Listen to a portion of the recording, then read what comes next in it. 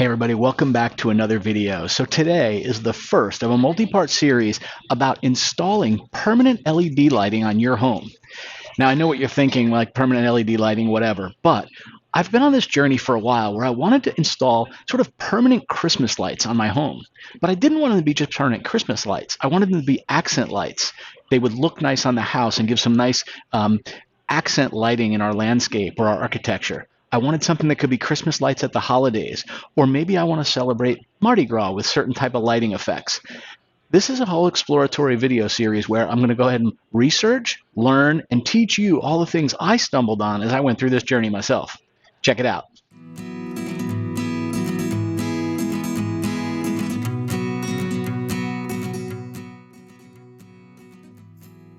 For years now, I've looked at these people that have these amazing Christmas light displays, and I was just in awe of them. And I thought, how cool would it be to use RGB lights around your house, not just at Christmas time? How can you make them something that would work great at Christmas? Let's have them be multiple colored lights and flash and blink and, all the things that you would expect out of lights that you hung along the gutters of your house. But maybe, on one day, I maybe want red and white stripes that slowly move around the house like a candy cane moving around. Or on 4th of July, maybe I want to light up the house and have like a little white dot that shoots down the LED strip, and then red and blue flash out of it, and it kind of goes the other direction like a firework explosion. But the reality is I don't want something that's just for holidays. On a regular night, maybe as it gets dark, I want to have some accent lighting down the front of the house that lights up the house kind of between all the windows, so it doesn't light up in the house, but it does light up the exterior. It gives it a nice look. Maybe I want those to be white, but as the evening goes on and it gets closer to 9 or 10 p.m., maybe they dim down and turn off at 10. So there's all kinds of amazing things you can do these days with RGB lights.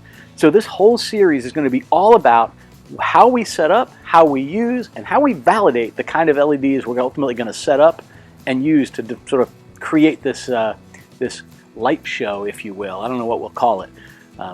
Frankly, I don't want it to be Christmas lights. I want this to be flexible accent lighting that I can program and set to do anything I want. I can have them come on at a certain time. I can make them trigger based on certain things. Heck, I can make it set up on motion, so if a car comes in the driveway, automatically turns on white in the front of the house. All kinds of really cool things that I think we'll be able to do. So welcome to this series. I hope you guys find it interesting. I will probably record this over a few month period, but release them all at one time because I really have some learning to do. I am getting into this, and it's interesting. If you go out on YouTube and you search, you'll find how to make cool Christmas lights for your house. You'll find how to use LED strips to do accent lighting in certain rooms. But I want one solution that's going to accomplish all of that.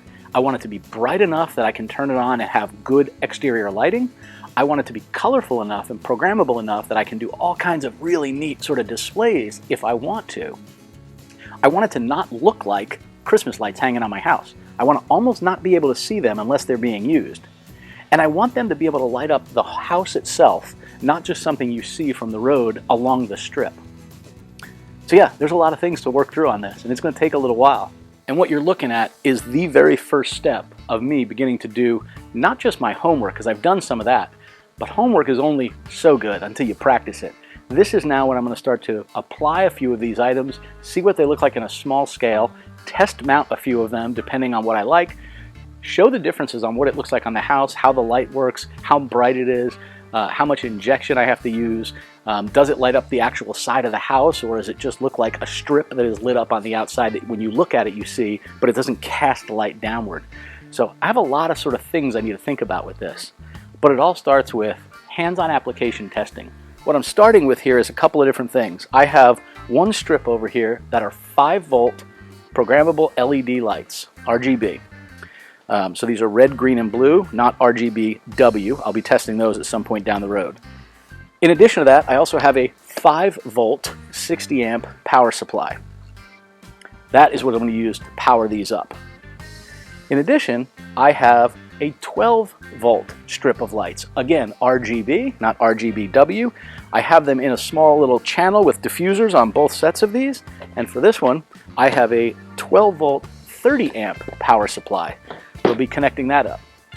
We're going to be using some ESP32 or ESP8266 boards, and we're going to program them with WLED. We'll do another video down the road on how to set all those up, but at the end of the day, just know that's what we're starting with. I'm going to have that thing programmed, have both of these connected, so when I go through the different modes, I can see what it looks like with a 5 volt as well as a 12 volt. So that's my next step. This is how we're going to go ahead and do it. It's going to be kind of fun. So let's talk about our two different options. This is a series of 2812 LEDs. It's 5 volts. This one is 2811 LEDs, and this one is 12 volts. Now what's interesting, I'm going to zoom in and I'm going to show you these a little closer. I want to start here with our 5 volt 2812 LEDs. What's interesting, this is a directional flow. If you'll notice, you can actually see a small arrow right here on these. That talks about the flow of information. These have a power and a ground, as well as a green data line, and the data flows in the direction of the arrow. Now I have these just going up this board, and they turn around at the end and they come back down. This is a 15-foot loop. Now, a couple of things that are really interesting. This particular set, the 2812s, every one of these LEDs has a red, green, blue, as well as a small IC right in there. That means that I can control light number 1, 2, 3, 4, and they can be different colors. I can make this one red, this one off, this one green, whatever I choose. Individual. So now I'm going to show you the 2811s. Okay, this here is a 2811. Just like before, we have a positive and a negative and a data line. And there is an arrow on each of these that shows the direction of data. So the data flows down the LED and then back down this way. What's interesting here is these have 3 LEDs in a circuit. So let's just look here. We have an IC, 1, 2, 3, and then an IC, 1, 2, 3. So when we look at light number 1, it's actually going to be these 3 lights connected with that IC. Then it's going to be these 3 lights connected with an IC. I cannot, with this set, turn this light red and this one blue. All 3 of these will come on, and 3 of these equals light number 1, the next 3 equals light number 2. When we power these up, I'll actually put that into action and show you what I mean by the individually controlled bulbs or the series of 3 bulbs that equals 1. So I have 3 red, 3 green, 3 blue, for example. I can't have a red, green, blue right in a row. But with the 5 volt ones, because there's an IC on every single LED, you can control those. Alright, so I've gone ahead and mounted my 2 power supplies right here on the board, and I've listed them. This is my 5 volt output and this is my 12 volt output. But for both of these, I need to ultimately power them with AC. So I happen to have a couple of these old lines that came off some old LEDs. It's a switch. Plug on one end, switch in the middle for the hot line, and then the 3 tails at the end. So what we're going to do is we're going to go ahead and hook this up. And it's important you know which one is hot, neutral, and ground. This is, you can certainly get with an electrician if you want. Easiest way I found is you take an outlet like this, right? Like $2 at Home Depot or something. You go ahead and plug it almost all the way in. Now, keep in mind, it's not connected to anything, so it's not hot. And if you look right on the back, you'll notice they're labeled hot, neutral, and ultimately ground. Now, most of the time, hot is going to be the gold screws, neutral is going to be the silver. And that's exactly what it is here. So what we're going to do is just do a little testing. So I know when this is facing you, it looks like a smiley face, nose and eyes. The eye on your left is actually going to be the hot. The neutral is going to be on the right, and then ground's in the bottom. And real easy to check that by plugging it into this outlet, putting one side of my continuity tester on the hot line, and then touching each of these until I get a signal. Right? I'm not getting a buzz on any of the other ones. I now know which one's hot. So what that allows me to do is touch my hot screw and then go to each of these lines I cut off the end to find the hot. There we got hot there. I check all the others to make sure I don't have a short. This is my hot line. Pretty easy. We can do the same thing with each of these. If I want to know which one is neutral, all I have to do, flip this over, touch my neutral line, and we'll see which of these 2 are neutral. See, neither of them rang. It's because my switch is off. There we go. Turn the switch on and we're on. So there we go. Let's get this thing connected. But that is a good little troubleshooting method. Helps out quite a bit. Now in this particular power supply, you can see we have line on the far right. There's an L right there. We have neutral and we have ground. So line, neutral, ground. And it's as simple as getting these guys connected. So we know which one was our line. Just going to twist this guy up. Now, because this is temporary, I'm not actually putting a little lug on it. I'm going to fold it in half like this. And then we're just going to slide it right in on one side. of our screw. Make sure I can get this on camera, my hand's not in the way. I'll get that slid right underneath that lug, and we're just going to tighten this down. And you'll notice I have the stripped line right to the edge of this. I don't want a chance being able to reach my hand up and potentially touch any of that power. Now if you recall, we know that the middle wire is actually ground, so I'm going to go ahead and go to my neutral here. Just like before, we'll fold it in half, like that. And we'll get this guy slid right in here. There we go. So this has now served its purpose. I'll put this back on my shelf in my garage. I don't really need that again, but that's a great way to make sure you have your lines correct, especially if you don't remember. When you're looking at it, right, when the prongs are pointing at you, hot is the upper left side, neutral is upper right, ground is the round plug in the middle. I always think of it as a face, the ground is the nose. When you buy these power supplies online, either the 5 volt or the 20 volt, most of them will take either 110 volts in or 220 volts, so they'll work in the US and in other places where we use either 110 or 220. Both of mine were set to 220 when I got them. It's going to be very important before you plug these in. You want to be sure that you set that voltage, the input voltage, correctly. And I'll show you how to do that. It's just a simple slide switch, and I just used a very small screwdriver and was able to flip that switch. Let me show you what it looks like. It's on the right-hand side of these power supplies. I'll show you. When looking down at the power supply, it's on the right-hand side, and if we zoom in here, you'll see 220 is on the right, 110 is on the left, and all we did was took this little switch and slid it over to the 110 side. There, and if you look, you can actually see that small 110 right in there, and that shows because the switch is pushed all the way to that side. Okay, so let me show you how I have this wired up. What I've done is I just created a little test board here. I have my 5 volt and 12 volt power supply. I have power here. Each one of these white plugs is running one of the two power supplies. The black USB port is actually just plugged right in here to my ESP8266. So this is what I programmed WLED on. I'll do another video on how to do that, but let's just go with this for a second.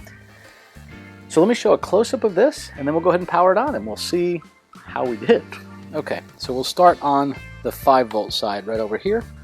And again, I have my line in 110, my neutral in 110, and my ground in 110, my negative 5 volts and my positive 5 volts. Those run around this wire, and I've connected all of the positives on the inbound side and the outbound side to the positive. I've chosen the negative, and I've connected the negative from the power supply to the negative start and end, and I've connected it to the common ground on the ESP8266. So very similarly, on the 12 volt side, I have my line in, my neutral, and my ground coming in at 110.